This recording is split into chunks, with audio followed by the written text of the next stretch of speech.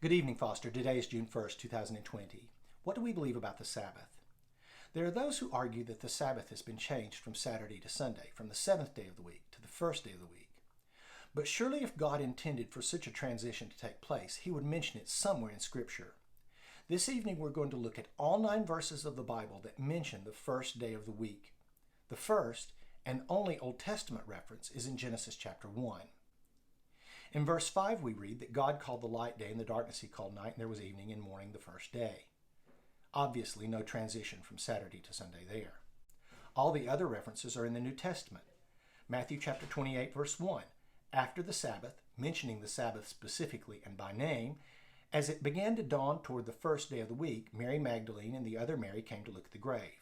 Obviously the grave was empty, but there is no transition of sanctity or holiness of the Sabbath from Saturday to Sunday. Mark chapter 16 verse 2 mirrors that previous Matthew verse. Very early on the first day of the week, they came to the tomb when the sun had risen. So no transition of Sabbath from Saturday to Sunday there. Verse 9 of Mark 16 mentions a special appearance to Mary Magdalene.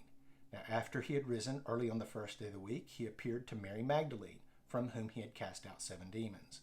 No mention of transition of sanctity there. Luke chapter 24 verse 1 says, "But on the first day of the week at early dawn they came to the tomb bringing the spices which they had prepared." Again, they found the tomb empty, but no transition of Sabbath from Saturday to Sunday. John chapter 20 verse 1 says, "Now on the first day of the week Mary Magdalene came early to the tomb while it was still dark, and the stone was already taken away from the tomb."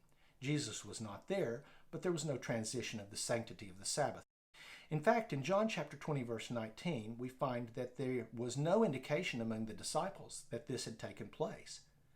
So when it was evening on that first day, the first day of the week, when the doors were shut where the disciples were, for fear of the Jews, Jesus came and stood in their midst and said, "Peace be with you." Here the disciples were gathered together, but not to worship a resurrected Jesus. They were actually gathered together for fear of the Jews. They were hiding and frightened.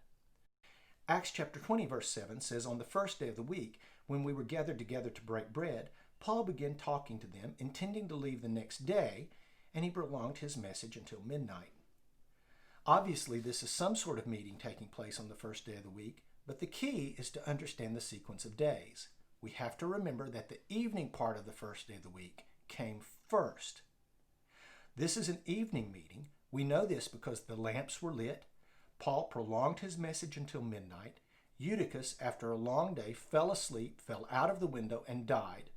Paul went down and resurrected Eutychus, and then Paul preached till the sun rose, and then he went on his way. This is a meeting that took place after the Sabbath on the first day of the week, what we would call Saturday night. Paul had postponed his traveling until daylight on the first day of the week, when he could first travel at an opportune time. The last verse to mention the first day of the week is 1 Corinthians 16 verse 2. It says, "On the first day of the week, each one of you is to put aside and save as he may prosper, so that no collections be made when I come." The key to understanding this verse is actually in the phrase, "put aside and save."